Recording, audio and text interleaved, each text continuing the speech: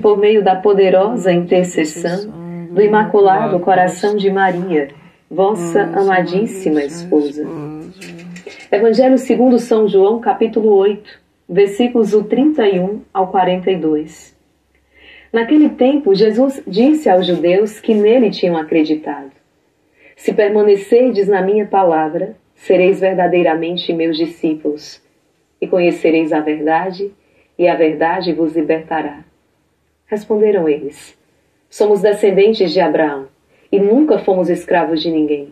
Como pode dizer, vós vos tornareis livres? Jesus respondeu: em verdade vos digo, todo aquele que comete pecado é escravo do pecado.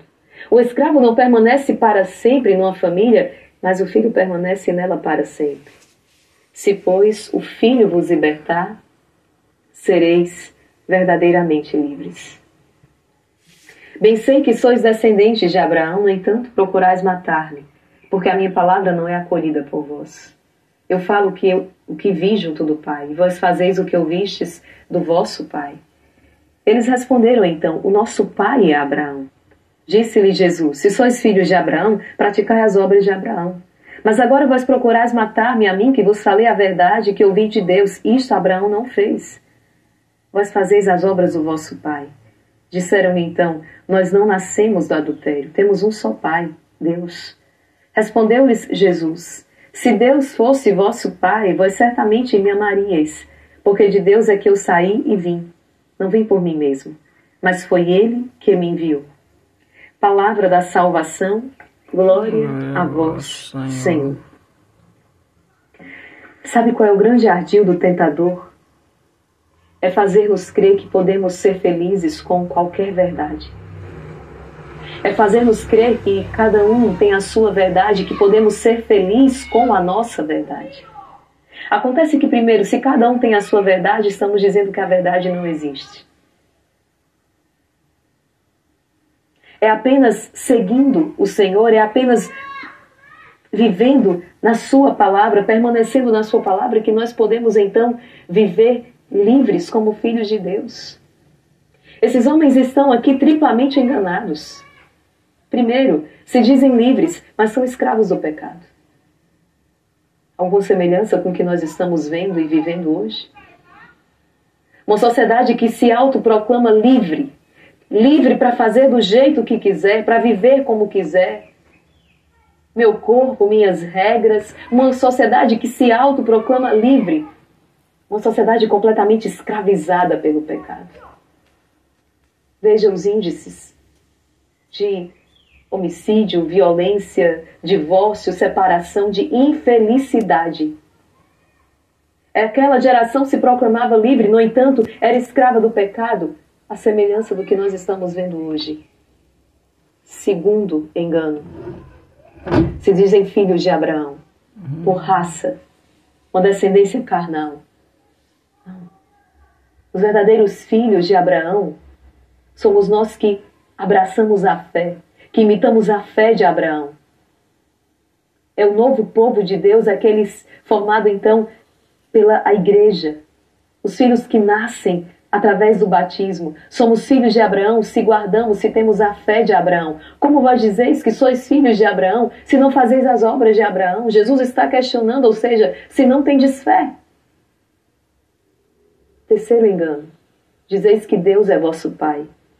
Se Deus fosse vosso Pai, se tivesseis a Deus por Pai, então vós me amaríeis. Porque de Deus eu saí e vim.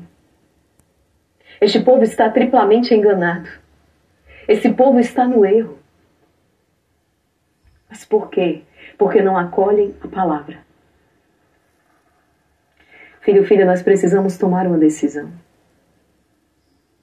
Nós não temos como ser um cristão fracionado. Eu sou um cristão dominical, não é? Eu sou um cristão da missa do domingo. Mas de segunda a sábado eu vivo como pagão.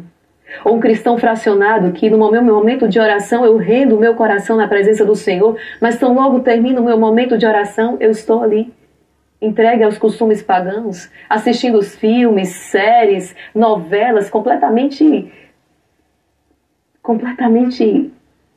fora daquilo que é plano e sonho de Deus para nós. Esse cristianismo, ele não subsiste. Esse cristianismo, ele é falso. Está aqui, eles se dizem livres, filhos de Abraão, filhos de Deus, quando na verdade não vivem como tal. Nós estamos mergulhados numa sociedade completamente paganizada. Mas ou nós rompemos com esses costumes pagãos e vivemos integralmente como cristãos, ou nós também não vamos aguentar, não vamos suportar, estaremos escravizados dali a pouco.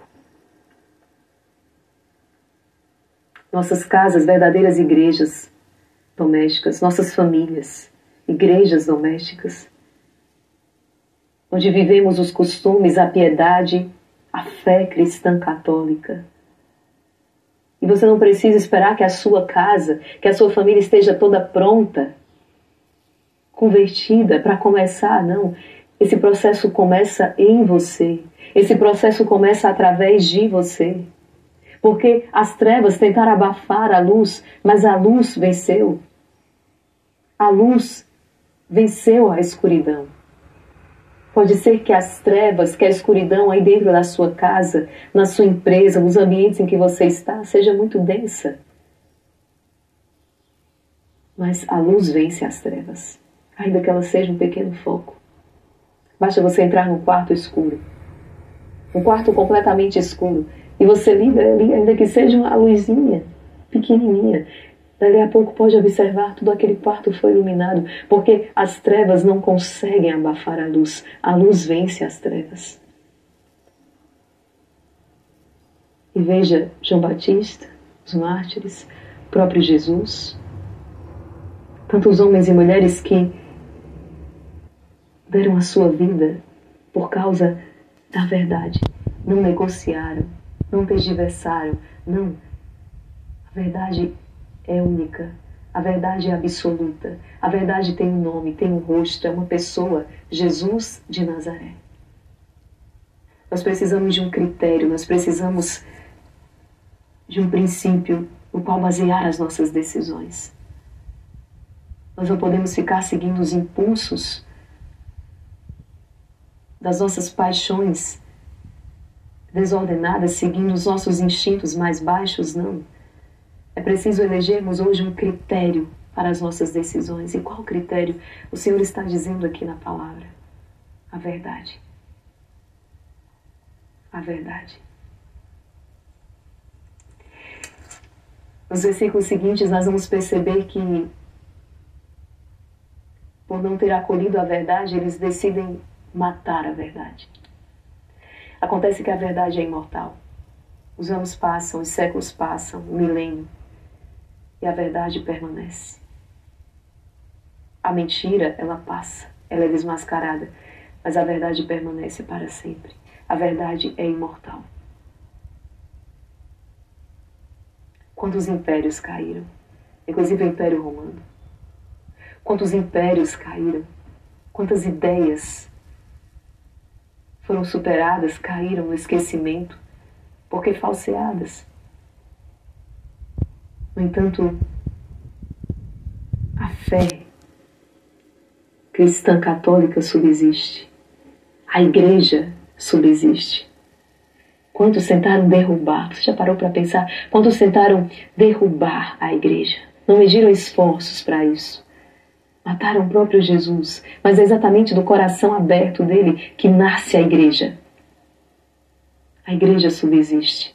A fé cristã católica subsiste. Como podemos querer sobreviver fora desta barca, que é a igreja, a depositária, a guardiã desta verdade?